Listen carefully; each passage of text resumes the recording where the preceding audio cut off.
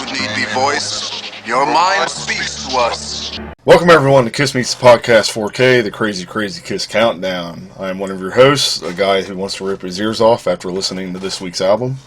Yes, indeed, and I still haven't got tired of this joke. I'm ready to just throw my whole computer. I'll join you. So. Hopefully everything looks good. Tinkering with my lighting a little bit. Of course, my glasses are probably glaring off the screen here, so please bear with me. This week, we're doing Disc 2 of Sonic Boom, which is, I guess, called Kiss Classics, technically. Again, it was released as a different Japanese title. Wait for it. Yeah, what she said. Yeah.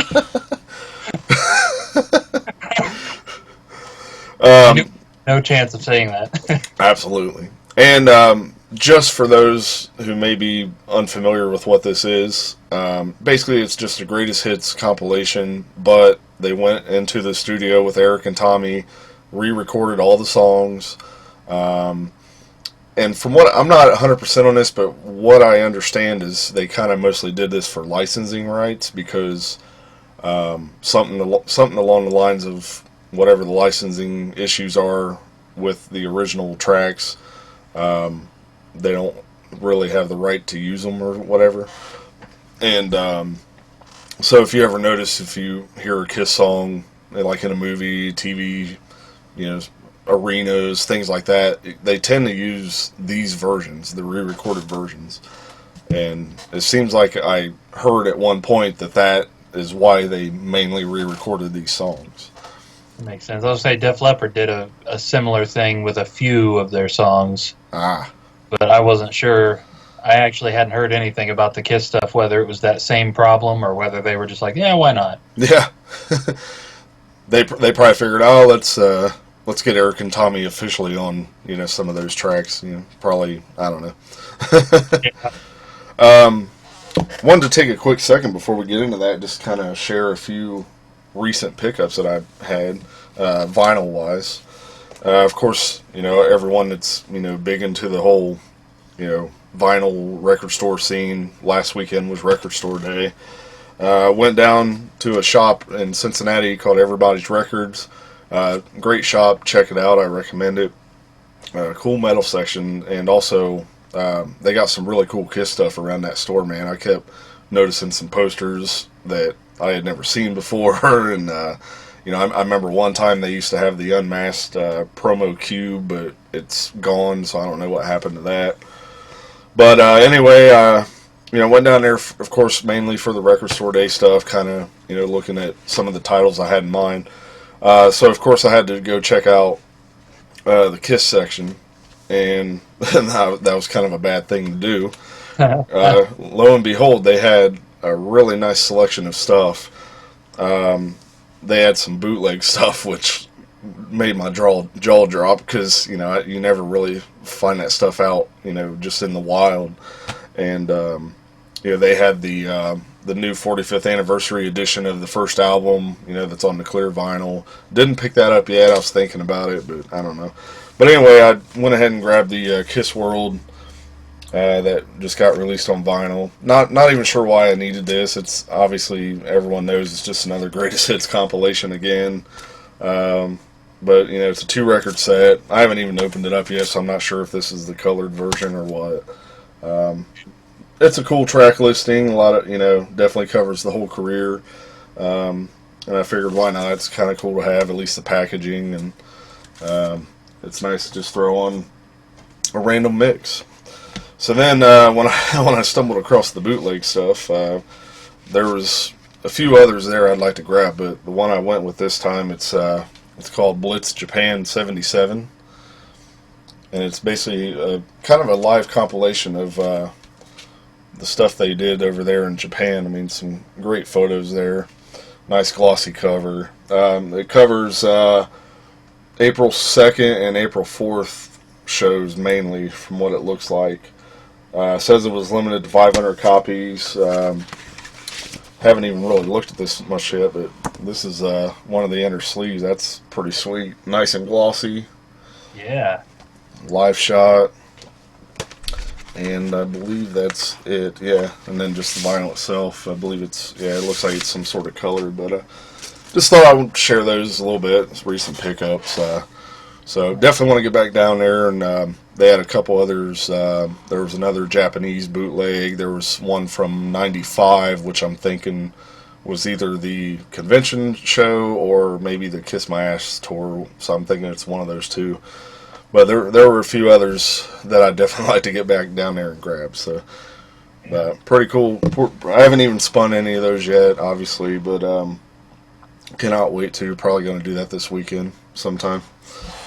You know that's strange that you happen to pick that one up, because that particular 1977 Japan has a connection to the Kiss Classics thing.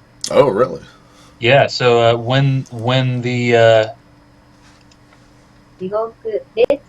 was released in Japan, it was actually released as a CD DVD set, and the DVD that came with it was the April 2nd performance. Oh, 77? Yeah. Wow. I wish they would have done that for the Sonic Boom instead of just throwing that Buenos Aires, that recent stuff at the time. Right. So from April 4th, it has Detroit Rock City, Making Love, and that's it from the April 4th show. And I just noticed there was one song from the March 28th show in Nagoya that they added in here too. So again, like I say, it's mainly a compilation. It's not, a full show from that, one particular night, but kind of cool nonetheless. So I'm hoping it's pretty good quality, soundboard quality or something. So looking forward to those. Yeah. All right, so let's get back into the show. We got some comments. We do. We have quite a bit. A bit of a saga from Robbie, and then I do believe we have the life and times of Jay Rucker on one of these videos too. So we'll check that out. All right, so our first comment back to the Hot in the Shade episode, posted back in cool December of 2018. Ooh. That's getting to be a long time ago now. It's a cool late April day here today. Yeah. Rainy and... Mm-hmm. All right, so Robbie commented on the Hot in the Shade episode. He says, started listening to Hot in the Shade this week, and I gotta say I'm surprised how much I like this. I played the Crappity Crap Crap, which is definitely what he said, out of this cassette tape when it came out. And I'm in the minority here, but I liked that it was a long album. News alert, Read My Body isn't actually a bad tune. Love Bruce's playing on it and the rest of the album. Just a fun batch of songs. Somewhere Between Heaven and Hell is a great underrated Gene song, too. I agree. When I did listen to that album again, Read My Body did, it caught me a little better this time. So yeah. But hey, yeah. It's still fun, corny lyrics though. You can't help it. Yeah, the lyrics is kind of what gets me about it. I think you hit it right on the head there, Robbie. A fun batch of songs is exactly right. Absolutely. None of them are completely terrible. Just none of them were super great either. Absolutely. So jumping up to the Carnival of Souls episode, we got another comment from Robbie Stars here. He says, after giving Sonic Boom a listen, then rating it a 7, I listened to Psycho Circus, and it kills Sonic Boom. The production is crazy good, and I love every song. I'm giving Psycho Circus a pass because of the way it went down at the time, because other Kiss albums that are amazing have Ghost players on them, Hint, Creatures, Revenge, and most of the 80s catalog. After a solid listen, I'm giving this a 9.5, and definitely a favorite Kiss album of mine. I even like Peter's Ballad more than the Ballad on Revenge. Wow. Yeah. Ooh, I don't know about that. I've always actually really liked Every Time I Look at You, personally. yeah, I definitely prefer that over Finally Found My Way. Yeah. Yeah, interesting. Interesting that after listening to Sonic Boom, realizing that Psycho was a lot better than you thought originally. I do agree, though. Psycho Circus is better as a whole. Yep. That's and jumping up to our Psycho Circus episode, Robbie comments again. He says, it's a shame this album isn't all the original four members, but it's still a great album, full of killer tracks and one of my personal favorites. The production is one of the best, drums are thunderous, guitar tone is perfect, the bass is pounding and very up in the mix, vocals are some of the best on any Kiss album. To both of you, which is your favorite 90s Kiss album? 90s, oh man, that's kind of rough. I don't know. I've got to say Revenge. Yeah. There's all three of those are really strong. Well, four, I guess, Carnival. I might have to go with Alive 3. Yeah. As far as studio, though, what would you say? Revenge, without a doubt. I mean, I love Psycho Circus, man, but Revenge, I feel like I've been listening to that a lot more than anything off of Psycho Circus lately. Yeah. I mean, Domino never gets old. Yeah. One of my favorite songs to play. It's such a fun song to play. Just so much great material on there, man. Yeah, absolutely. Yeah. All right. Coming up to last week's episode, Sonic Boom. We've got quite a bit of comments on here, so we'll jump down through them. We've got Robbie again. Robbie says, Monster, there is not one bad song on it. Wow. Gene feels like the demon he once was with The Devil Is Me and Eat Your Heart Out. While his songs are great on Monster, probably my favorite Gene songs on an album since Revenge. Paul hits it out of the park with his songs also. It's a Long Way Down is such a cool tune that doesn't sound like any other Kiss song. And Heller Hallelujah takes you back to the classic Kiss sound, which jump-starts this killer album. Eric and Tommy's songs are also good here. Tommy rips up some great solos on this album too. The production lacks a bit, but it still sounds decent enough. I really like this album a lot, and it's more energized than Sonic Boom. In my opinion, 8.5. So there's a nice preview for next week. Definitely looking forward to revisiting the whole album. And I do agree, I said it before, I love Tommy's song on there.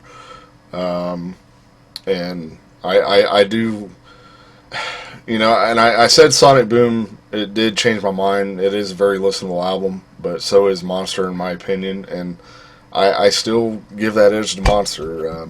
I feel like that one's a much better listen as a whole. So I'm hoping that still stands true, though, because, again, that could change. I'd listen to it, come next week after listening to Sonic Boom. Who knows? But right. As of right now, I still feel like that's the case. Yeah, I'm looking forward to listening to Monster for next week's episode because I've always felt the opposite. Anytime I've listened to Monster, I didn't care for it.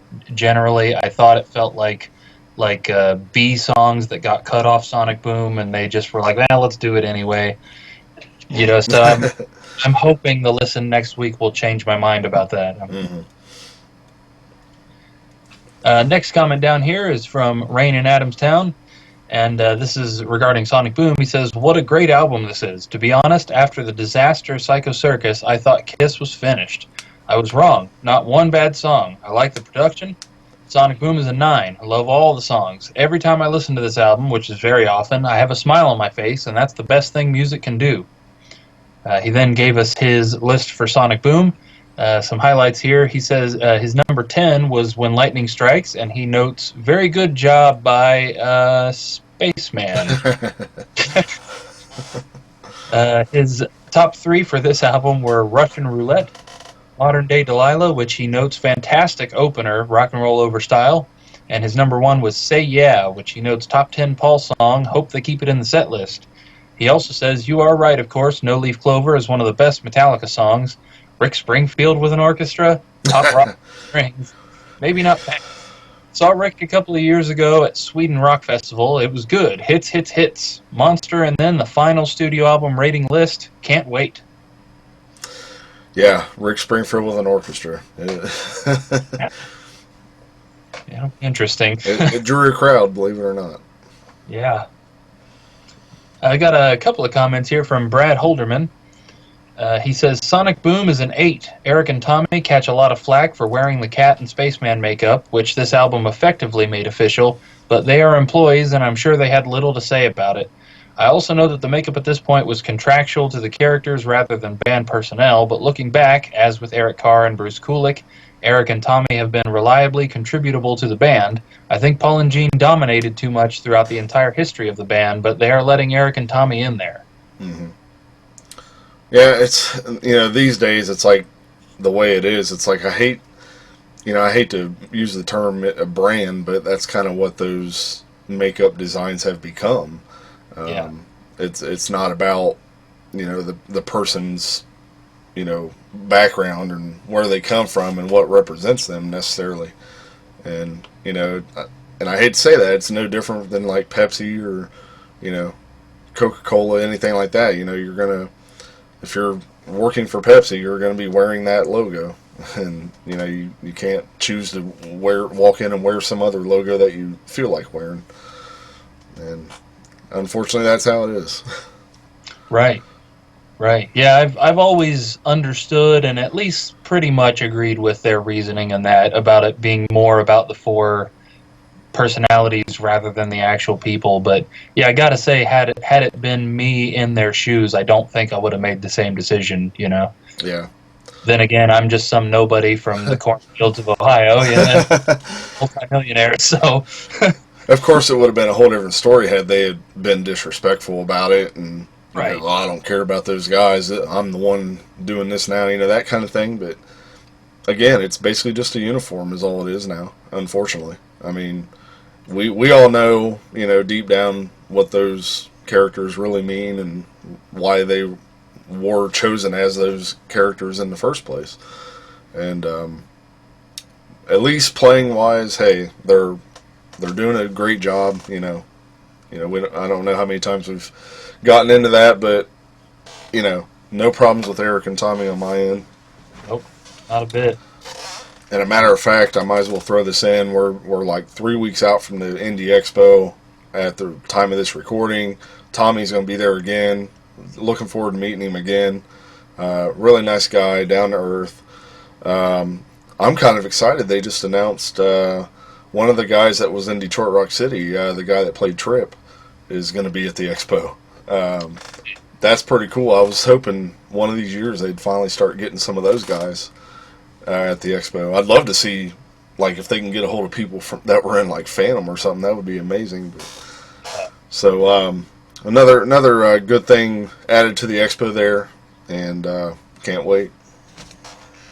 Definitely.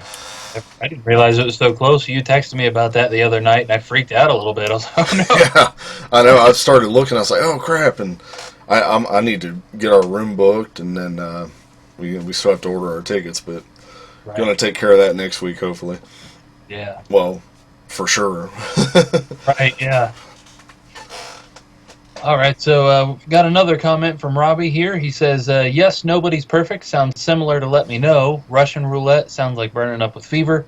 The beginning of Stand sounds like No More Mr. Nice Guy, and Never Enough is Slided In by Whitesnake. Still, they're all good songs yet, in my opinion. Stand sounds like No More Mr. I don't hear that at all, I'm sorry. Yeah, I can't get over the, whatever it was I said last week, oh crap, what song is it? Oh, the one that sounded like, was it Nothing But a Good Time? Yeah, I think so. Yeah, I forget which one that was, too. I don't know if I still have the notes written here. Yeah, Never Enough. Oh, right, yeah. And then When Lightning Strikes reminded me of that, Never Been Any Reason by Head East. Right. Definitely. But yeah, Stan sounding like No More. I totally don't hear that. I'm sorry, but Indeed. Yep, all good songs still. Yeah. Also from Robbie here, he says, this is a really good album. I love the Gene songs more than anyone else's tunes here because they sound like 70s Kiss in my opinion. All the other songs sound like Psycho Circus era, but still are good. Production is pretty good, except Eric's drums are buried in the mix at some spots, but it works. I'll give this a 7. And I compare this to Hot in the Shade, a bunch of good tunes, but only one or two that stick out nicely. He then gave us his list for the album. His top 3 were Hot and Cold, Russian Roulette, and Stand. He says, actually, putting these songs in order was harder than I thought it would be. Definitely a fun album that takes me back to the good old days of the band. Which album do you guys like more, Sonic Boom or Psycho Circus? Definitely Psycho Circus for me. Same. there are a lot of aspects about Sonic Boom that I wish they would have used for Psycho Circus, like the uh, it really feeling like just the four guys playing songs. I Right. think that's what Psycho Circus is kind of missing that Sonic Boom has. But other than that, yeah, And Psycho again, Circus. I'm not taking nothing away from Sonic Boom, and to me, I guess I'm that guy, but to me, there's no album by Kiss that I hate as far as like the studio core albums, not counting all these compilations or anything like what we're doing today. Right. But I mean, yeah, I guess I'm just that guy. Like I can stomach everything that they've put out. Yeah, absolutely. Indeed. So we got a couple of comments here from Jay Rucker. The first says the 9 out of 10 from my dad was for Sonic Boom, so definitely put that on the wrong one before when I read that, so that is fixed now. Thank you for the clarification, Jay. Got that fixed. So we did also, when I redid the Sonic Boom votes with everybody else's new stuff in there, it did change a couple of things. Went up to a 7.4 out of 10 average, whereas I think it was a 6.8 or something. And also, Say Yeah ended up knocking Modern Day Delilah out of first place. Oh, really? So those two flip-flop. Wow. Kind of an interesting development there. That's a pretty good overall rating for Sonic Boom. I honestly didn't expect it to get higher than like maybe a 5 or so Yeah. overall. 7.4 is not bad. It definitely, we've got a lot of albums that are 7 point something, so that's pretty general. It puts it in the running with the rest of them. So last comment here is from Jay again. He says, first for Luke, my birthday is June 7th. Oh, nice. Very close to the 15th there. So a lot of June birthdays around here, we've noticed. He says, my Kiss story starts in 2007 when my dad played Deuce, and I hear it, and I'm like, play that again. And I ask who it is, and he shows me the cover. I think it was Alive, and I was in love. Soon after, he bought me an ugly black Kiss shirt, probably a bootleg shirt, and he gave me his reunion tour book. I don't know how, but at 3, I even know not to mess it up. I used to watch the first Kissology every day. One of the funniest memories was I had a Gene Simmons patch on my jacket, and I wore it to church one time, and the preacher just kept looking at my patch. I remember when Sonic Boom came out, my parents took me to Walmart the day it came out, and I remember I got me a Love Gun blanket and a pack of Kiss M&Ms with Tommy on it, because I guess they were out of everything else. Because for me, it was all about Gene then. Kiss M&Ms, wow. You don't remember that? I don't remember that. Yeah. Anyway, they got me a Dress to Kill poster, and my room was Winnie the Pooh and Kiss. What an odd pairing. I remember during the Super Bowl, there was a Kiss Dr. Pepper commercial, and I begged for it because I thought if Gene Simmons likes it, I will. And according to my mom, I hated it, and I didn't drink it again until about a year ago. Yeah, that's funny that that's brought up, too, because the Dr. Love from the version from Kiss Classics that we're reviewing today is in that commercial. That's right. Yeah. So, my question for him have you tried the Kiss Cola or the Gene Simmons soda? And if you have, what have you thought? I personally have not tried either yet myself. Yeah, definitely got to get into that. Message Andrew, he's got some. Yeah, maybe. Yeah. He says, when Monster came out, I got it the week it came out, but not the day. I really liked it, and the tour came near me, and the day my dad tried to get tickets was the day after it sold out, so I was crushed. But I am seeing them on this tour in August in Charleston, South Carolina. After that, I really got into Michael Jackson and Prince, but if I was to listen to rock, it was Kiss. When I got really back into Kiss was around late 2015. I remember I got Rock's Vegas the day it came out, and it was the same time I found eBay, so I have a decent-sized collection. I have a Paul Stanley Iceman and the Lick It Up, Animalize, Reunion, Farewell, World Domination, and Sonic Boom tour book. I have other things like the first album, Through Crazy Nights, with Unplugged and Monster on vinyl, and all the CDs and cassettes. The reason I picked up guitar was because of Ace Frehley. My dad says I worship him, but he is someone I always defend, unless you know he did something very wrong, but I think he is the coolest rock star anyway. That was my story. That's awesome, man. And it's great to have an eclectic taste in music, man. Yeah. Don't let people try to tell you that you should only listen to one type of music, because I know I'm the same way. Luke's the same way. I listen to all kinds of stuff. Good tunes are good tunes, is what I always say. Absolutely. Unless it was by Justin Bieber. But yeah, I mean, even as a teenager, I had that period as a teenager where I was real heavy into hip hop, but I always had Kiss and Beatles, all that stuff was always, in my heart, and I would always still listen to it, no matter how much I was into that other stuff at the time. So it's always been there. Yep, absolutely. All right, well, that was all for the comments. So you ready to get into some album info? Yes. All right. So this CD, of course, was the second disc included in Sonic Boom, and also was released, August 27th, 2008, as a Japan-only exclusive known as... Never get tired of that. Yes, the CD portion of the bundle included 15 re-recorded classic Kiss tracks, as recorded by the band in 2008, with, of course, Tommy and Eric. Like we said, it had the DVD of the Budokan April 2nd, 1977, which is a fairly interesting set list. Nothing too weird except for Ladies' Room is on there. That's pretty cool. Also, Let Me Go Rock and Roll is the second song on the set. That's interesting. Yeah. Yeah. So the personnel on this CD, it's just the four guys and then a guy named Brian Whalen on piano, which I think he also did some stuff on Sonic Boom. I remember seeing that name once before. He must have been about 3 years old at the time. Yeah. Judging by the quality of the piano playing, I'm sorry. But Yeah. So, very interesting circumstances that we get this on here on Sonic Boom. We do have, of course, in addition to your votes and my votes, we've got Jay's votes, which he had on, I think, last week's episode, or the 2 weeks ago's episode. Then, of course, we've got Steve and Rochelle McGowan and my dad. My dad, overall, he gave this a 4 out of 10. His top 3 was Do You Love Me, I Was Made for Loving You, and Love Gun. He notes here, well, I got through the Sonic Boom second disc somehow. Seemed really sloppy, bad drum sound, scratchy vocals sometimes, and mostly no energy. As soon as I was finished, I put in the same stuff, only the 70s version. Mm-hmm. So much more alive somehow. I have no idea how I'm going to rate it. Shout It Out Loud was definitely the worst, though, I think. Oh, God.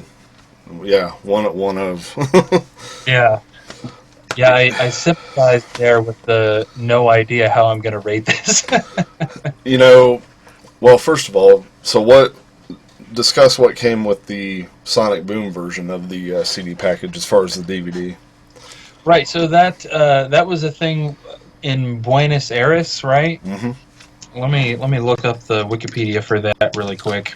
And if I'm not mistaken, it's a very, very, very short DVD. It's not a full show at all. I believe it's only like maybe 4 or 5 songs, if that. Yep, 6. It was April 5th, 2009, recorded at the River Plate Stadium. It's only Dews Hotter Than Hell, Come On and Love Me, Watching You, 100,000 Years, and Rock and Roll All Night. And kind of a cool little set of songs, though. I mean, especially for that time frame. So. Right. And like I said last week, I've never actually watched that. I need to put that in, but I remember Dad telling me that it's one of those South African things. So they're not South African, South American, where they're singing that thing that they always sing in every band's concert video that they film there. And he says a lot of times it looks like Kiss has no idea how to react to it. Like they're standing there waiting on them to finish. The ole, ole, ole. Yeah. I've watched it, but honestly, it's just one of them things. It doesn't stick in my head. I can't remember any particulars about it. I guess I need to watch it again. It's definitely not one of the more memorable concert DVDs or anything that they've put out. Right. But nonetheless, kind of cool. It's always cool to get a DVD, let alone an extra CD with an album. But yeah, it's like. I've said those people over there in South America, they're just the most amazing crowds, man. Like everything from the Rush over there in Rio, like the way that crowd reacted. And I did see, it probably is on this DVD, but I had run across a clip on YouTube one day of Kiss playing there, and it's probably from that DVD. And yeah, that crowd just amazing, man. Yeah, they always go nuts. Mm-hmm. That's for sure. Yes, so we've also got Stephen Rochelle. Steve gave this a 5 out of 10. His dead last song was I Love It Loud. He says, without the epic sound of Eric Carr's drums, this song will never be that great or sound the same without it. Also, his top 3 for this was Calling Dr. Love, I Was Made for Loving You, and Black Diamond. Rochelle gave this a 7 out of 10, believe it or not. That's definitely the highest rating this album will receive. And her top 3 was Love Gun, Forever, and Black Diamond. Now, I do remember when Steve and Rochelle were up here last, we talked just a little bit about this Kiss Classics, and I do remember her saying that she did not like this overall, and that even though she rated Black Diamond number 1, she felt like they ruined the beginning of it. Yeah, it sounded a bit off when I heard it. I was like, what happened? Yeah. Yeah. Oh, I almost forgot to say that apparently roughly translates to Legends from Hell. Ah. Why is it with Japanese, all these titles that they've had through the years are something to do with them in hell? Because like the original, I believe it was Hotter Than Hell, or one of the albums over there, it was one of those earlier albums, and the title in Japan was something to do with, demons from hell or something like that. They really like hell over there.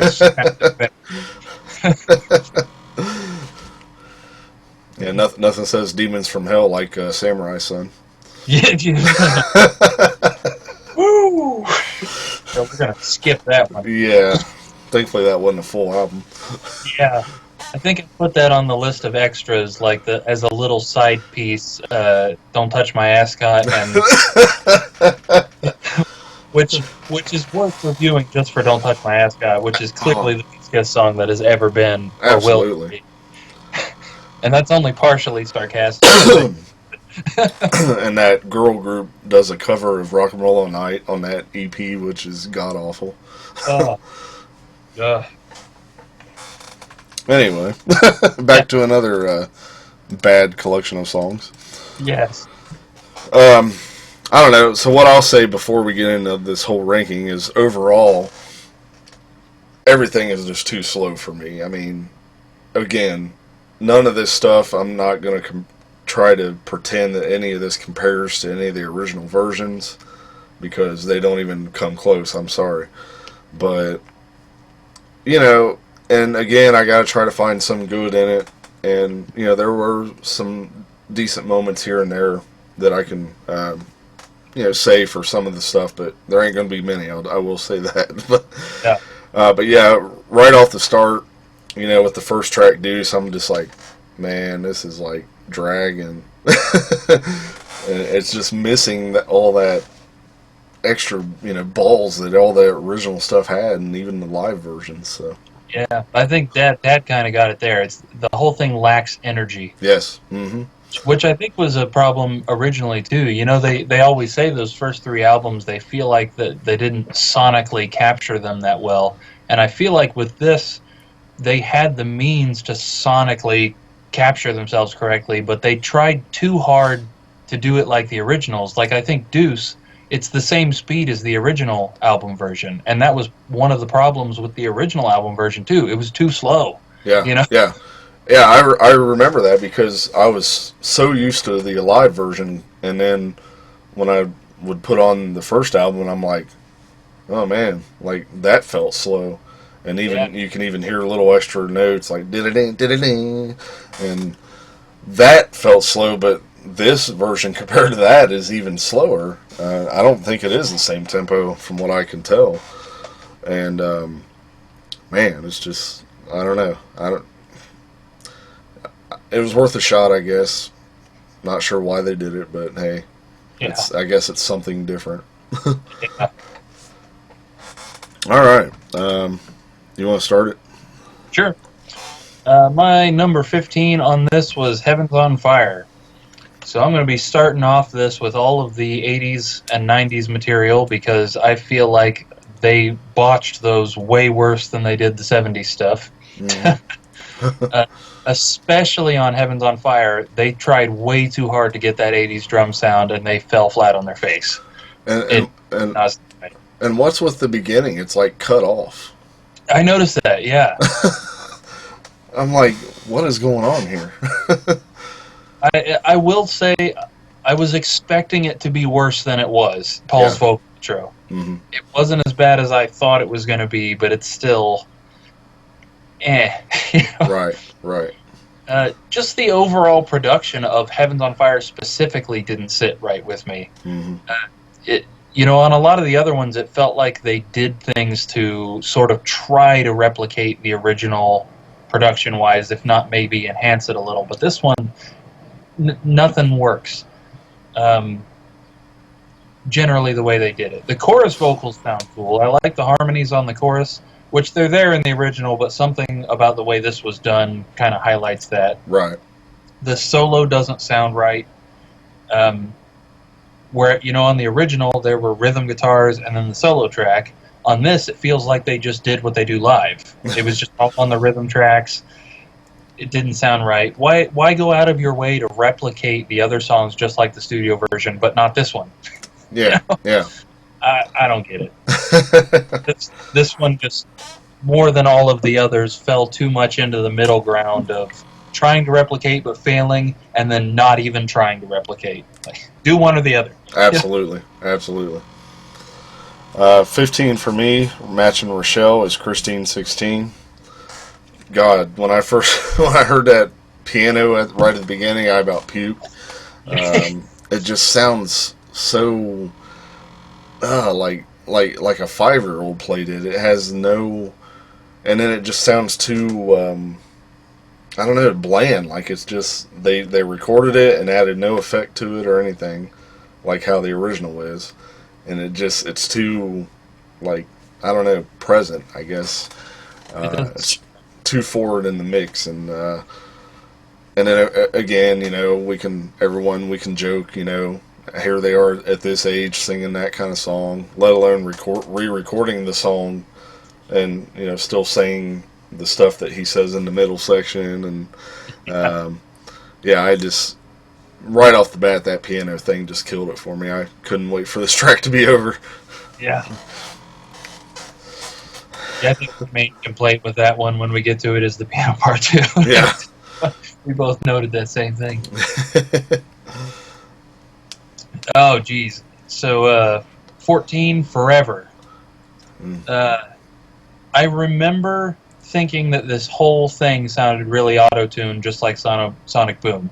I will admit that Paul's voice sounds way better on most of this stuff than I remember it sounding, except on this song. And who can blame him, really? This song was in his upper range to begin with, and now we're talking about doing it 20 years later. And it's not off-pitch, because they auto-tuned the crap out of it. Mm-hmm. I just don't care for the auto-tune thing. I complain a lot about the drum sound on this particular album and the other songs, but for this particular song, I feel like they got it fairly close to the original. It was nice. The snare reverb sounded a lot like the Hot in the Shade snare reverb. Mm-hmm. But having said that, my eternal complaint on this particular version of this song is the drum fill in the second verse. Yes. It's one of my favorite parts of the original version. The da da da da da da da da. Mm-hmm. And Eric Singer, for some reason, just goes da da da da da. Mm-hmm. It's not a difficult fill. We all know he plays it right on a Live 3. We all know he can do it. He just didn't. And even towards the end, like as it's fading out, there's always that one little dun, dun, ta. There's that one little snare hit, and I kept waiting for even that little thing, and that was missing. Right. And I'm like, come on. Tommy messes up the solo a little bit. Again, not in a super obvious way that it sounds bad to just anybody, but I'm a Bruce Kulick guy. Mm-hmm. So when one of his solos isn't played right by the current freaking lead guitarist of the band, it bothers me a little. Yes. 14, kind kind of piggybacking Heaven's on Fire. We pretty much nailed that there. Like I said, the beginning, weird how it sounds like it's sort of cut off right at that first note. And I forgot to mention also from the start, drum-wise, yeah, I mean, there's parts of the drums that could be improved, but I tell you, man, the kick drum, that thing is really pounding this whole entire album. Sitting here listening to it on this system, man, it's had a nice thump to it, and not even on the Sonic Boom album was it that present. So whatever they did different on these recordings, I will say that about it. It had that nice pounding kick sound to it. And even, especially on Heaven's on Fire, when they went into the chorus and he's kind of doing the thing on the toms, like even the toms were like rattling the windows too. But yeah, so basically just adding a little bit there from what we already touched on. Indeed. 13 for me. No surprise here. I Love It Loud. Well, matching there. Yeah, I bet you can't guess what my first complaint is. The drums they're not even close. And beyond that, it doesn't sound to me like Eric's even playing it right. Right. The extra little and it's like, what is that? Come on. I know you know how to play this song. He basically plays it the way he still plays it to this day. He kind of does it his own way. He adds these little, fills and cymbal grabs and things that Eric Carr didn't do. Right, which would be fine unless you're trying to replicate the original. Right. When I first heard that start, I'm like, you know what? This is worse than the Smashes version. Yeah. And I'm like, that is crazy to say. It's ridiculous. And the only kind of, I don't know, I guess good thing I could say is it was kind of cool that they somewhat replicated the ending, how it fades out and comes back in. But it was kind of a sudden fade, though, because it kind of fades, and then all of a sudden you just hear it go, ah! As, how the original goes, you can still sort of hear it, even though it's low, and then it starts coming up, and this one was more of a, spike fade. Definitely. But I think the attempted drum reverb just generally takes up too much room in this mix, too. Yeah. It sounded like all they did was loosen up the head and recorded it that way. No room tricks or anything like that. That's what it sounded like.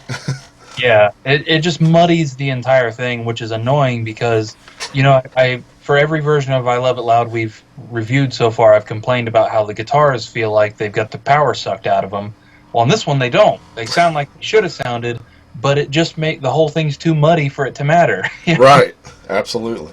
That reverb ruins it. The two things that I do kind of like about this one is that the guitars sound better, and also the chorus harmonies are slightly changed, and they're pretty cool. Again, just like Heaven's on Fire, it's cool to hear that. Another weird little tiny drum complaint I have, some of those times where everything just stops dead. Yeah. I hear Eric keeping time with his foot on the hi-hat. Yeah. And it's, dude, that's supposed to be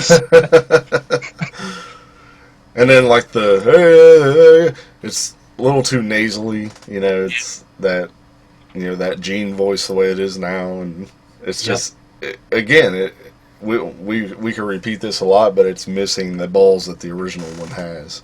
Yep. Oh.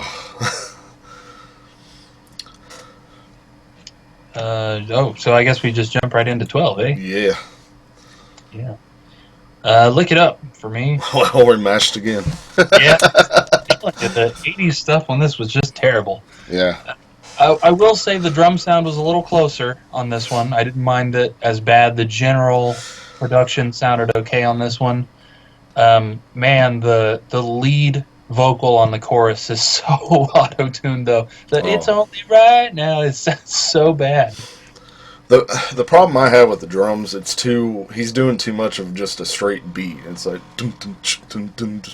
And on the original, it's kind of more like what is it, like dun, dun, dun, and then he's kind of hitting the floor tom with the yeah. Dun, dun, dun, dun, dun, dun, dun, dun.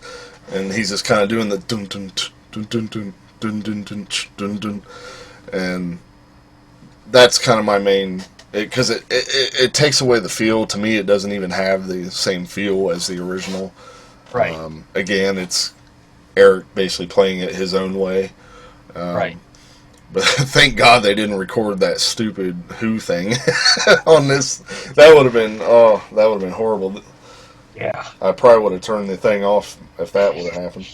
Yes, I will say though that barring that, this is missing the extra stuff like the da da da da da da that they do live, and it's just like the original. Again, they tried to make it like the original that doesn't have any of that, and it's just more boring that way, you know. Yeah, it would have been kind of cool if they would have at least thrown that stuff in. Right. You know, because, hey, we've got it the other way on the original, so why not record it the way you guys play it live, you know? Right. There's obviously a reason you felt that part needed to be in there. Mm-hmm. You know, it should be that way. And the only other complaint I have is the real super high Paul vocal right at the end where he's going, yeah, woo! Mm-hmm. It's terrible. Because he did it in falsetto this time, and he didn't on the original, which, again, how much older is he? He probably couldn't do it for real like he did before, but it doesn't sound good the way he did it. Right. Jump into 11 then. Yes, okay. Rock and Roll All Night. Another drum intro, not right. Yes. Crap. Gene's vocals sound auto-tuned, and the whole time I was listening to it, not only was I so happy that the CD was almost over, but I couldn't stop thinking, like, shouldn't you guys know how to play this one right? Of all of the songs, shouldn't this one have been by far the most practiced and therefore best of the whole thing? Yeah, that intro, you can hear him, he's... And it's like, come on, dude. It's not how it's done. And another thing I've always hated, I'm sorry, Eric, this is one thing I hate that he does with Rock and Roll All Night. I always hate on that intro how he does that little like roll, which is like doom doom doom doom doom you know, he does that little thing right before. I've always kind of hated that. It just, that's not the song to me. It's kind of kills the feel a little bit. Yeah. Same with, I know Creatures isn't even on this album, but that's another like pet peeve I have that he does, is that before it goes to the solo and he's like he always does that instead of the double bass thing. Yeah. It's like yeah, you know what I mean. Yep. So number 11 for me is Shout It Out Loud, and definitely one to scream at the walls when this came on. Good Lord. Yeah. Again, I've said before, no version other than the original is right. Like, I don't like the way it comes out live. I don't like this re-recording. Yeah, they added the tambourines in there, but it does not sound right. I mean, they're almost way too loud in the mix. You can just hear that tambourine shaking. And it's just so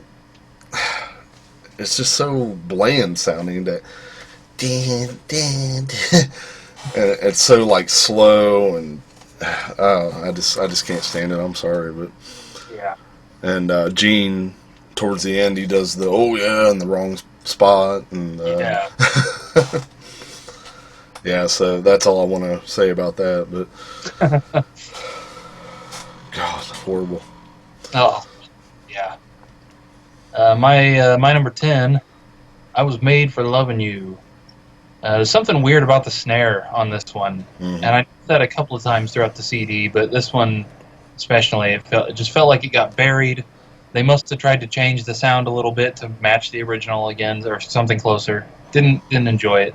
The vocals in the intro sound auto-tuned. On the original, it sounds like a bunch of people singing. This one, it feels like Paul just did it a bunch of times, but because they auto-tuned it, all of the tracks were so similar, it just sounds weird. It sounds like it's phasing. the main vocals sound auto-tuned.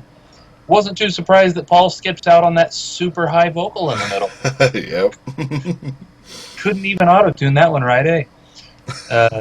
The guitars around the solo don't sound right. It sounds too empty. It feels like the song just drops out. I don't know. It didn't have the disco vibe of the original, and it didn't have the rock and roll vibe of the live version. So It just killed the whole thing. Right.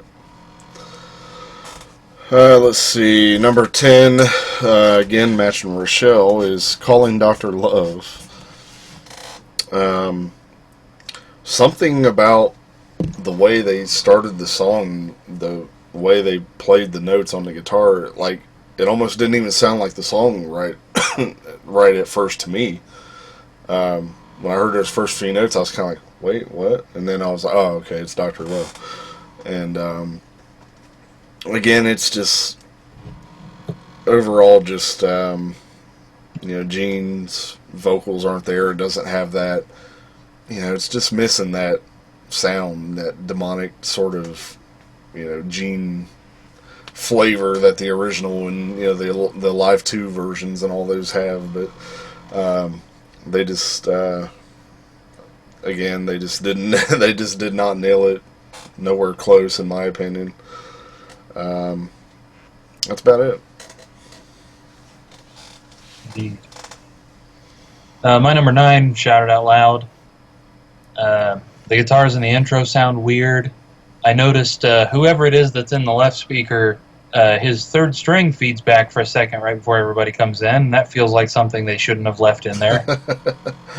The background vocals in this feel a little too perfect, and I don't like how they're mixed in the chorus. I don't know, it didn't feel like that in the original. I'm sure they just did the same harmonies that are in the original, but it sounds too different. Mm-hmm. Kind of like what you said, I like how they got the auxiliary percussion, the shakers and the tambourines, but they're mixed too loud. Mm-hmm. Mm-hmm. Yeah. Something about the overall mix just feels especially off in that one. Totally agree. My number 9 is Rock and Roll All Night. Again, we pretty much covered that. The drum intro is off, sloppy. Again, I hate that little fill he does right before it goes into it. Again, just like with Shout Out Loud, nothing to me.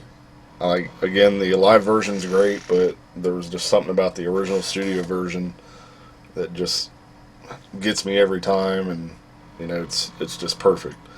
And again, this is almost worse than the Smashes version. Yeah. Yep. That original's just got that sound that we all associate with classic Kiss. Mm-hmm. And this doesn't sound like that. This sounds like a bad cover band. Yeah, absolutely. It just makes you wonder, had they have done this with Peter and even Ace, how much different would this stuff maybe have come out? Right. How much closer maybe would it have sounded to the original stuff possibly? But who knows? Yeah, I think it may have been worse, but in different ways. Because I don't have any faith in Peter or Ace's playing now or at this point in time. It's kind of like you see those bootleg images of Creatures of the Night where they put Peter on there. Yeah. Could you imagine? I'm sorry, but that album would not be anywhere near what it was with Peter on there at that time. No way at all. Speaking of that, number 8, Deuce. Ah. Speaking of the classic Kiss sound, I will say that I like the production just starting off. Mm-hmm. You know what I mean? Like, as soon as you hit play or stick that disc in, if this weren't a re-recording, if this were a brand new song, I'd be like, oh, yeah, Yeah. But knowing how it's, I guess you could say, supposed to sound, it doesn't sound right, and like we already talked about, it's way too slow. Way too slow. I think it would have had the potential to be my number 1 on this if it had been played at the live speed or closer to. Right, and if I'm not mistaken, again, the intro to that is played somewhat weird as well. It's not really played like how they even play it live or on the original. Probably, yeah. Which, matter of fact, I'm going to check that again real quick. Because I'm pretty positive. It kind of threw me off. Yeah,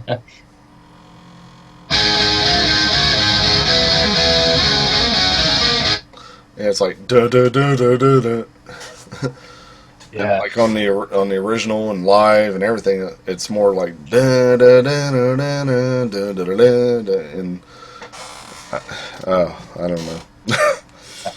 And it feels like Paul had too much gain there on the guitar. You know, on the original album, the guitars are only moderately distorted. Yeah, Yeah, absolutely. Yeah, I mean there's times that you could hear where it almost sounds like the distortion's like going out on them during that album, and again, a lot of people say that those demos of those original demos are what really caught the feel of those songs that Eddie Kramer did, and unfortunately they weren't able to replicate onto the album because they didn't have Eddie Kramer, but still miles above all of these versions.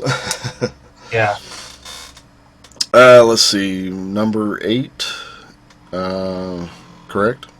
Yep. Mash and Steve here, Do You Love Me? Again, just too bland, that intro.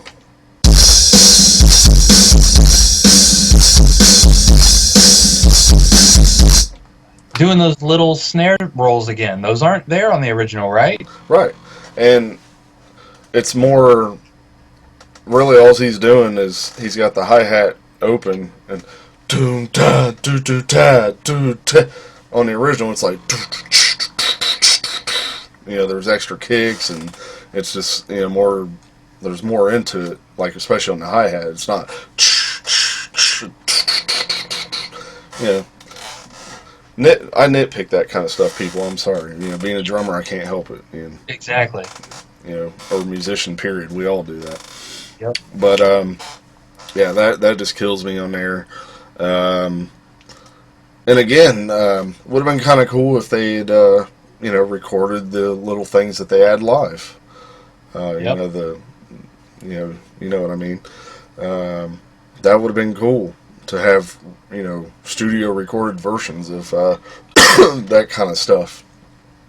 And unfortunately not, but just another lackluster attempt. I'm sorry, but Yeah. I'll piggyback you there. Do You Love Me is my number 7. And yeah, I don't really have a huge amount to add to this one. I had put another drum intro. Eric changed. What was wrong with the original? And also a weird little thing that I noticed when we were learning the song for Sweet Pain. On the original Destroyer version, Ace doesn't play on the second verse.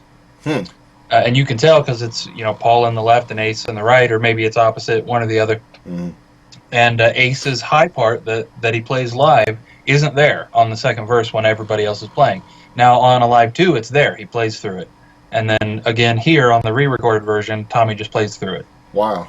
So I mean, it's a nitpick. It's not anything big. It doesn't change overall. But again, just the fact that you can tell they tried to replicate the originals kinda bothers me. You know? Right.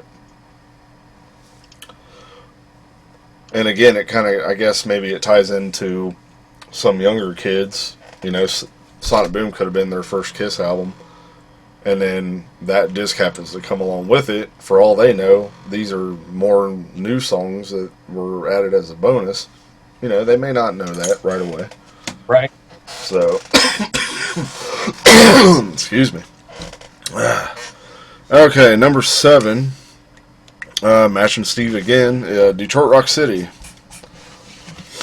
Really, all I gotta say about that is the lame, like, car noises that they put in there that don't even remotely sound anything like the original stuff. It scared me when it happened.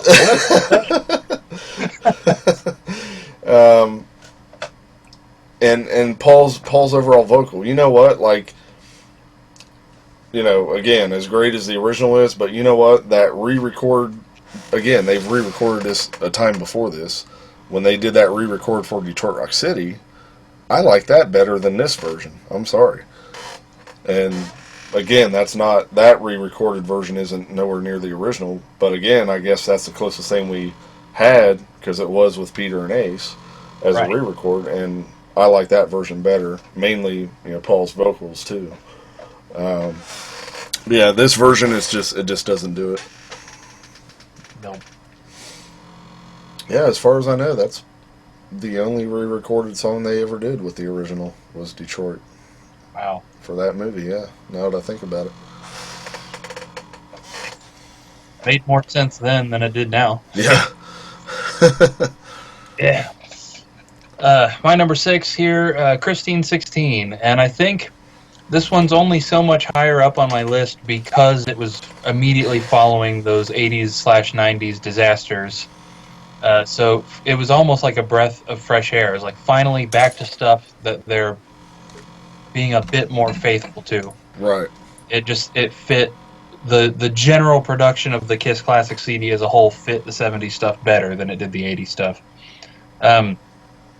On the notes of the pianos, one weird thing I noticed, in addition to what you were talking to, is the piano is way louder in the chorus than on the original, and because of that, it's really obvious when he stops playing for them to go da da da, and it just feels like everything drops out. I hate that. As somebody who mixes stuff occasionally, that's specifically something that I try to make sure never happens. That you just suddenly feel like everything dropped out, unless it's supposed to sound like that. Absolutely. Ugh.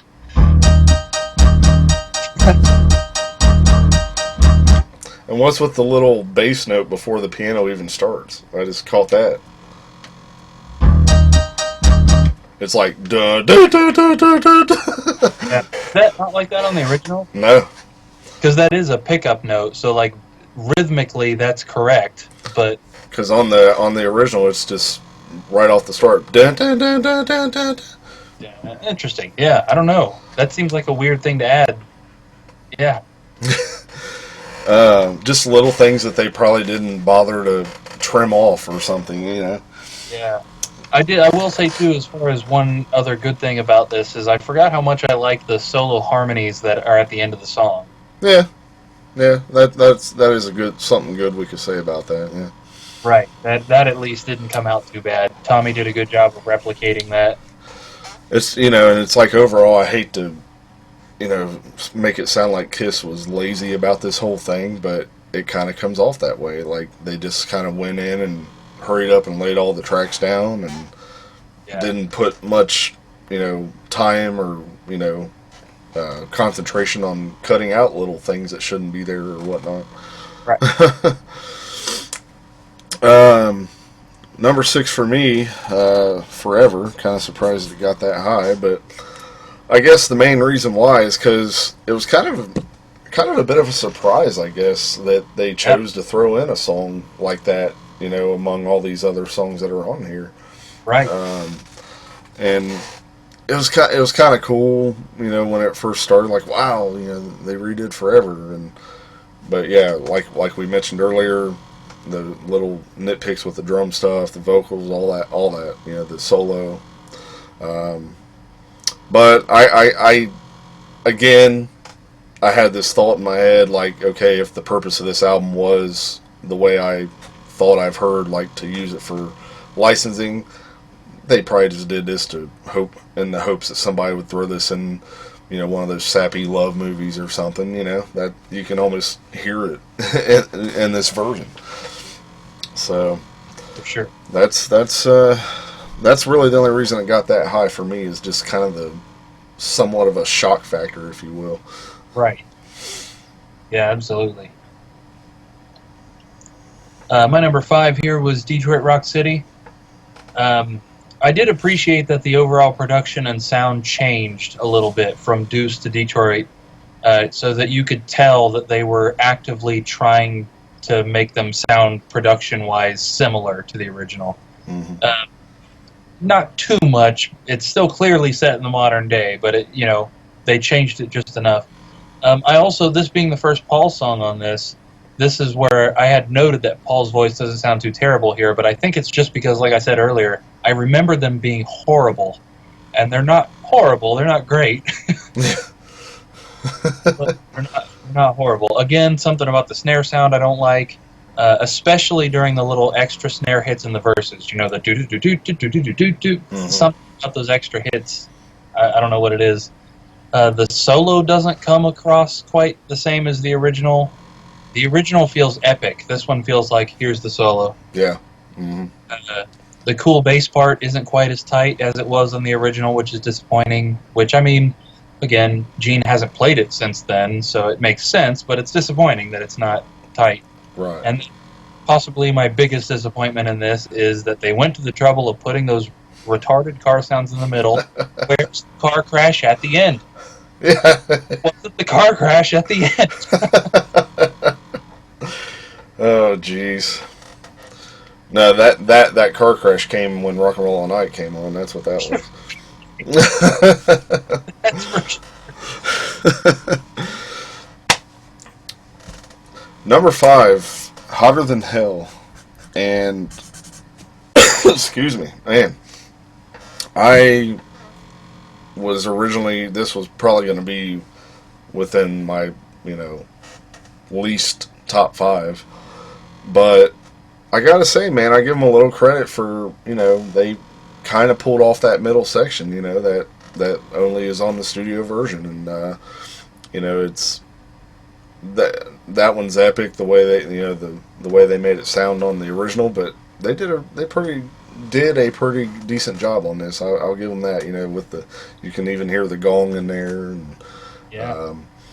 I thought they did a pretty good job replicating that. So it was cool that they at least put that in there, and again, just didn't cut it out like how they've played it all these years anyway. So, right. But yeah, that's really the only thing that saved it and put it in my top 5 was that middle part. Really impressed me. Yeah, definitely agree. I had a similar reaction when that one came on too. My number 4, Black Diamond. It was cool to hear Eric, an official recorded version of Eric singing this one. Yeah. I think I've always thought he had a really good voice. In this song, it suits it for some reason. It suits Peter, but it also suits Eric. Yeah. So it was cool to hear that. One weird complaint. What was with the cowbells? Did you notice the cowbell sounded weird in this one's chorus? Yeah. It was like standing out too much. Yeah, and it sounds too, I don't know if high-pitched is what I'm searching for. It was too tonal. It wasn't of a conch. It was more of like a bell almost. And I believe he was missing the ghost notes on the snare too during that. Yep. Was a fairly decent reproduction of the slowing down end. Yeah, that was cool. It was different than the original, but not really in a bad way. Yeah, and it felt like they kind of, again, sped this version up as far as the length of it. It felt like it kind of happened too quick, and yeah, I mean, obviously there was differences. But again, kind of cool that they tried to replicate it as well as they could. So. Right. Number 4, I Was Made for Loving You. And I don't know, man. After listening to it with fresh ears, even though this is ranked at number 4, I kind of felt like this was, to me, the closest that they came to sounding like the original, at least with the vocals, like during the main, verses. Right. But I do totally agree with you as far as, it is missing that kind of disco-y feel that the original has, and but yeah, as far as Paul's vocals on it, it sounded the closest to me is what the original does sound like. Yeah. And that's what put it at number 4. Nice. Number 3 for me, Love Gun. Very little to say about this one. I think for me they got. I would say this one for me is the closest they got to really reproducing the original. Mm-hmm. It's fairly faithful to the original track. The background vocals sounded really good in this one, which I this is the first time I had noted that in the album for me, is that this was the first time I was like, the background vocals finally sound right. Right. But just like with the original, I'm just missing that guitar solo. I wish there was a full guitar solo. Yeah, again, there's something epic about that Love Gun solo in the original, that when it hits that, I mean, there's this, that's like total perfect 70s, like 77 Kiss right there, like that whole, it just fits it perfect. Yeah. Number 3, Deuce. Man, this would have been my number 1, but there's just things that killed it for me. Again, like I mentioned earlier, the intro is kind of weird compared to the original, and even the way they do it live. I do like, the kick drum, because, especially this being the first song, I've always liked when you can just feel that kick during that whole time. I love that. That's one of the things I love about this song, especially when it's done live. I just feel like that constant kick, thumping, it gives it a nice feel, especially in the live setting. But one thing that killed it, man, towards the end, as it was fading out, they faded it out too quick. You don't get a little bit of that where it changes into the dun dun dun dun, dun, kind of like you do on the original. You could hear a little bit of that as it's fading out. Yeah. And we don't even get that. They cut it out that far. And again, how cool would it have been if they had done a recording of that ending the way it's done live? That would have made this track over the top to me, if they had threw in that, that extra piece there at the end. And but that's what killed it, so landed at number 3 because of that. Yeah. Yep. My number 2 here was Calling Dr. Love. Always thought Gene's vocals sounded a bit auto-tuned in this one, more than a lot of Gene's other ones on this whole thing.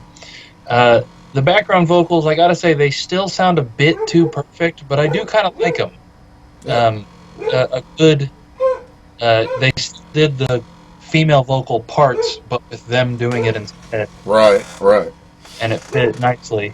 Another weird little complaint: the Gene's low background vocals should be louder, like they were in the original. The Dr. Love. That in the original, it's almost creepy how close it feels, but in this, just mixed into the rest. Which, again, it isn't terrible, but it's a weird little. Especially the double platinum mix, like they really stand out. Like I remember, I was so used to the regular version, and then when I would occasionally play double platinum, and that version of it would come on, it would sort of freak me out a little bit, because that you'd hear that extra creepy voice, and I'm like, whoa, like I don't recall that being there. And that's when I realized, like, wow, this is kind of a different version of it. Right. I remember seeing that Dr. Pepper commercial and hearing this, because I didn't even realize they had re-recorded anything until this commercial came on. And I vividly remember hearing those background vocals and thinking, that's not the original, but that's definitely Eric Singer's voice. Yeah. Interesting. I wonder what they did. And then when this came out, it's, I see, they re-recorded a bunch of stuff. Okay. My number 2 is Love Gun. And I agree, like we were just saying, the solo, it's missing that epicness, that the original has. And again, every time I can't help but think of the Detroit Rock City movie intro every time I hear Love Gun now. I mean, it's just such a cool intro. But other than that, yeah, I mean, I agree, this was another one that was pretty much nailed on the head. Of course, it's the Paul songs that always end up standing out. But, yeah, so Love Gun number 2. Nice. So my number 1, Hotter Than Hell. And pretty much exactly like you were saying, I wasn't expecting much, but I think considering that the entire Hotter Than Hell album was produced kind of crappy, it's very muddy, and now we've had lots of discussions, and even the people in the comments have been making uh, comment about how that suits it, and it really does. But for me, the better production really brought this song to life for me. Now I wish they could have produced it like this back in the day. Yeah. Just for the sake of, again, the background vocals feel a little too perfect, or maybe I think I detected a third part harmony that I'm not sure was in the original, and I don't really feel like it needed to be there. Still needed to be a little faster, it's a little too slow. Loved the gong, of course, that's in the original, but here especially. The replication of Ace's dual solos at the end was cool. You know how it's just two completely different, unrelated solos, both playing at the same time. It was that Tommy went out of his way to replicate that. So yeah, I think more than any other one of the songs on this entire thing, I just enjoyed that Hotter Than Hell. It wasn't muddy. It was nice and clear and powerful, and there it was. Absolutely. Wow. So number one for me, and matching Steve, Black Diamond. Nice. Eric Singer possibly getting a medal for once. Again. Yeah. Right. Yeah, it was cool. Like you said, Eric getting a officially recorded version of doing one of the classics. So we now have all three drummers officially on a studio recording singing one of the songs one way or another. Right.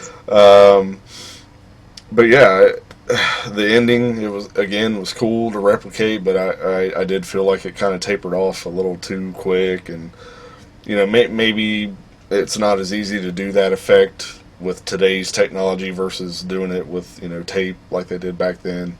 Right. However that trick was done. Yeah, I mean, Eric's, again, agreeing with you, Eric's vocals fit this song well.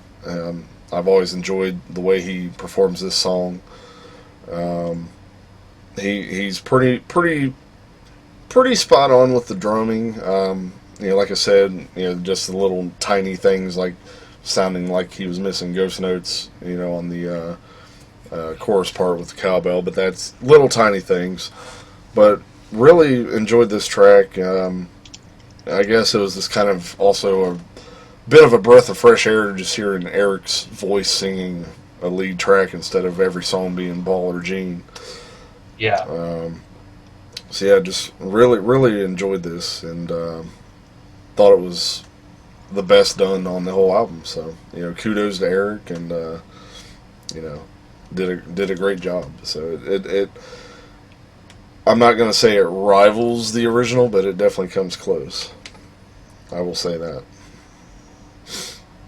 I almost hate to even ask, but overall ranking? Well, for me, to be perfectly honest, my overall ranking is a 3. I didn't remember a thing about this album before I played the whole thing again. I probably will never, out of my own will, choose to play it again. Unless for some crazy reason something pops up where we need to listen to it again for something, reference or whatever the case may be. Right. But, yeah, I just do not choose to listen to this whatsoever. The concept was cool when you hear it on paper, but the execution just not there. Right? If they had done this sooner, maybe if they had even done this with Bruce and Eric Singer, maybe it could have turned out a little different, because that was different times. Paul's voice was still strong, and Gene's voice was still stronger, and but woulda, coulda, who knows. But for what this is, yeah, I can't ever see myself playing it again anytime soon. Nope. Matter of fact, it's coming out of the CD player now. Just to make the point, right now it's fire. See that? It's going back in the case and it's going back on the shelf. Yes. Anyway, what's your overall? Well, I gave this a 4 out of 10. Yeah, pretty much agree with you. I've never listened to this unless there's a reason to. I can think of one time in my life that I popped this into the car just because it had been forever since I listened to it, and I was curious if my memory of it was correct, and it sure was. You probably even remember that. It was the day Sweet Pain played its first official show with us as members. Oh, God, yes. Yeah. I do recall that now. Yeah. For some reason, we had to go somewhere in my car. And I yes. think you were just like, what is this? That's right. That's right. Yeah, so like I've said a couple of times, I was pleasantly surprised by Paul's voice, at least at first. It definitely kind of got worse, especially around the 80s stuff. But I remember it being that bad throughout the whole thing. So I was pleasantly surprised. Like I said, I feel like they shortchanged themselves on speed. You know, they definitely made a mistake in even trying to replicate the slower speeds from the earlier original versions. And most of all, I was just disappointed by the weird compromise they came to regarding whether or not they stayed faithful to the original versions or not. Mm-hmm. To me, it could have made sense and been cool either way. Re-record the original songs with better production, or re-record the songs the way they play them now. It would have made sense, but this weird middle ground just doesn't work. And it makes it feel like you said, they didn't even really care about some of it. Right. And in which case, why do it? Why do it at all? Right. Like I said, I didn't realize that this may have been a licensing thing, so at least that kind of answers that question. But, again, I'm not... Don't take my word for that, people, but it seems like I had heard something along those lines at one point. I don't know. Maybe we can dig into it deeper and find out for sure. But, yeah, it's... I'm glad they didn't dig into any of the deeper stuff and ruin some of those songs, you know, like Take Me and Making Love and She, you know, that kind of stuff. Like, I'm glad they at least left those alone. yeah. And kind of stuck to the more, you know, vanilla, I guess you could say, songs. Right. I think mostly, I really feel like they shouldn't have put this on Sonic Boom. I feel like that was a big mistake. With the way the album was advertised to be like a return to form, you know what I mean? I feel like it would have been a stronger impact without this filler taking up space in the packaging. You know, let the new songs stand on their own without reminding us all that you can still sort of do the old songs. Yeah. With the new lineup. And was it not Sonic Boom that they marketed as no filler, all killer, no ballads, you know? Yeah. Which arguably Sonic Boom kind of has ballad on it, but then when you package it with this CD, yeah, there's ballads on it, and it's the whole thing's filler in my opinion. Definitely, and at least this should have just been like a deluxe edition. If they had to do it, there should have been a version of Sonic Boom that was just Sonic Boom, let it stand on its own without tying it to the past. Mm-hmm. You know, yeah, and it ended up just being, again, kind of like you said earlier, another greatest hits album that they couldn't just leave alone. Mm-hmm. What exactly was the purpose of this, especially considering that none of it was on par with the originals? It's just frustrating. It's a frustrating piece of work overall. Now, again, I could be wrong, but I swear that there is just a Sonic Boom, you know, single disc by itself that is out there. I could be wrong again, but it seems like that. At least you would think that it has to be available that way also. Right. I guess it's probably just the one record at least.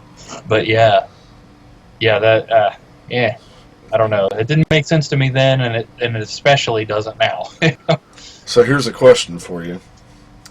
Gun to your head, which would you play, this album or Smashes? Probably Smashes, just for the sake of X and Sex. That's my argument, is at least on that album we get new material. Yeah. To go along with. Again, it's arguable if there's re-recordings / remixes, you know. To me it sounds like there's both at times. But excuse me, I would definitely picked Smashes over this album, and that's kind of saying a lot. Yeah. Yeah. Well, we definitely had some disagreeing votes here because a lot of our scores came really close together. We had a couple of ties here on this album, and like I said, pretty much the entire, like, from 9 to the end, from 9 to what is last place here, 13th. Everything was really close in score, which usually means everybody that voted on it disagreed. So all the songs ended up with a general score. And for what it's worth, I am not including this in the total list when I go through and listen to all the top threes. Like, no, I'm not. For what it's worth, I'm not including this one. No. And yeah, this is probably going to be at the bottom when we go through after we do Monster next week and we do the episode where we rank everything.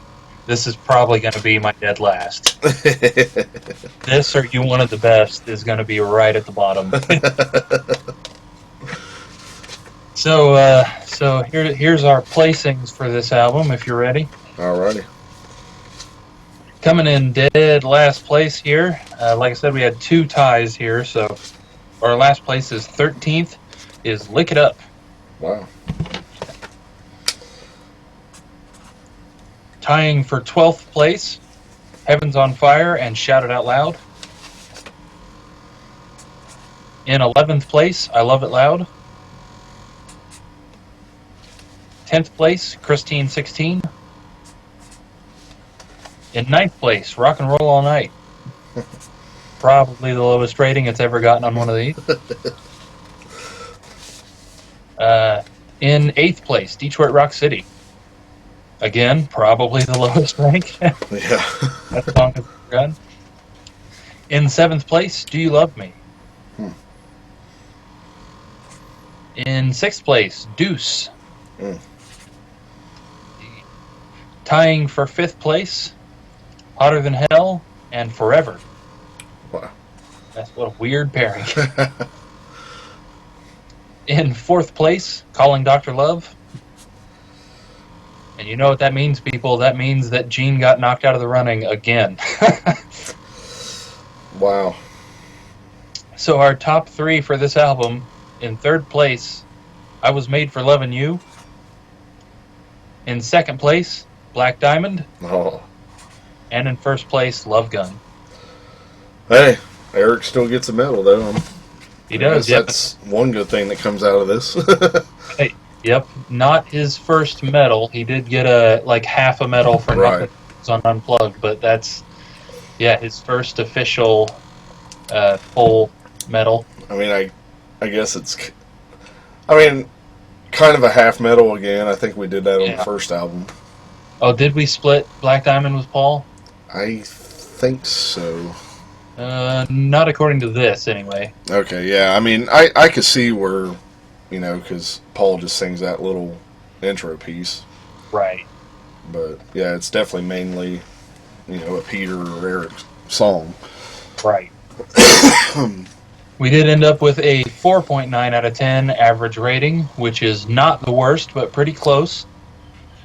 Let me X out of here. Yes, our album placings, this puts it in 24th out of 26th place.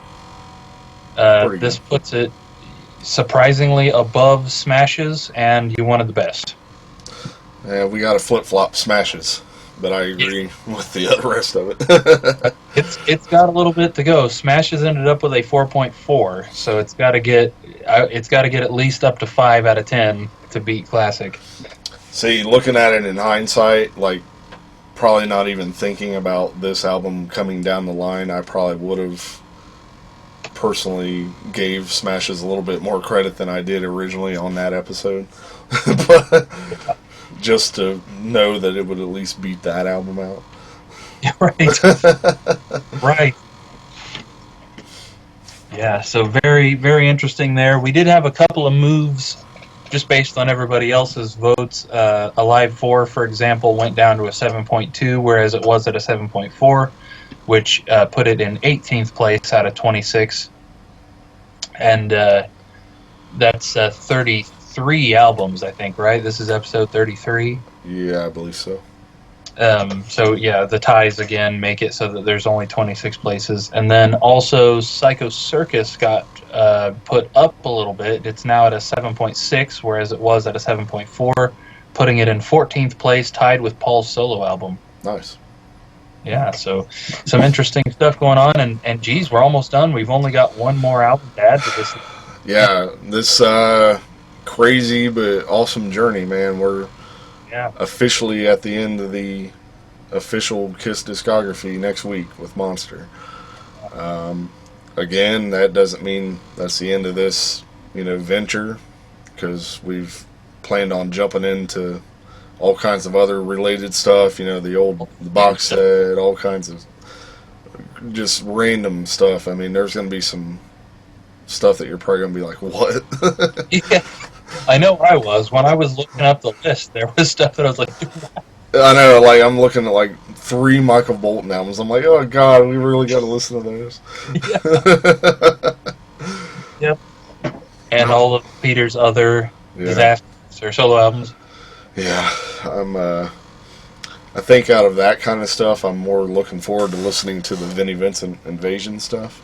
Yeah. Because especially right now, I'm in the middle of reading Bobby Rock's book finally. And I'm really enjoying it, by the way. It's a great book. So it's kind of got me in the mood to want to listen to the Vinnie Vincent experience. Invasion. Did I say experience the first time? Oh, God. Invasion stuff. It's really got me in the mood to want to listen to that lately, so may have to do that soon, but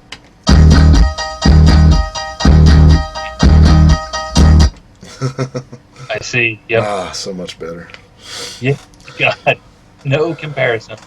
So I see we did already get some input for Monster, so that's awesome, but hey, please keep them coming.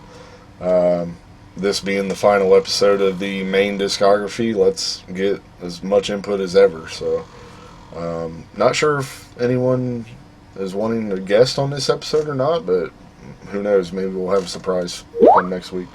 Indeed. And I guess so. After next week, what's the plan? The episode after that will probably be doing the ranking for everything.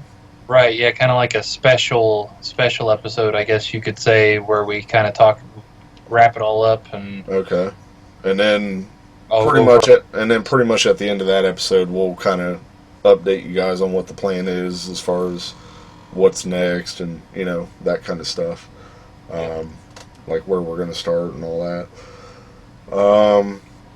Again, though, the Kiss Expo is coming up, so I'm sure we're going to do a regular episode after that's all said and done as a wrap up.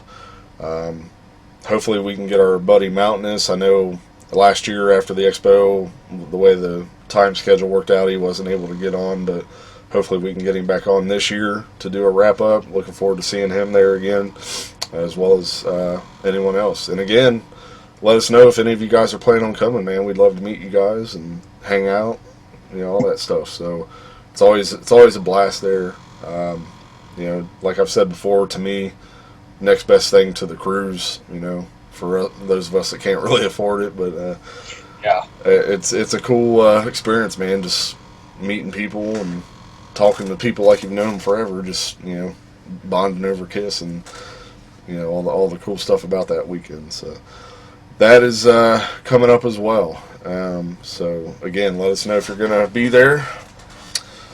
So until next week, we will be wrapping it up with Monster. Again, looking forward to revisiting that album and giving it another full listen. So yeah, I think it's going to be a pretty fun end to the discography. So, all right, anything else? Well, I don't have any other food to throw, so yeah, I think I'm good. No other food to throw? Not this week. Okay. I got a cat down here. I could throw the cat, but... Hey, there you go. All right, then. We're going to get out of here. And, again, make sure to get those comments in, the rankings. Please keep spreading the word. Subscribing to the YouTube channel. liking the Facebook page. Keep spreading the word. We appreciate it all. So until next week, for Monster, we'll see you then.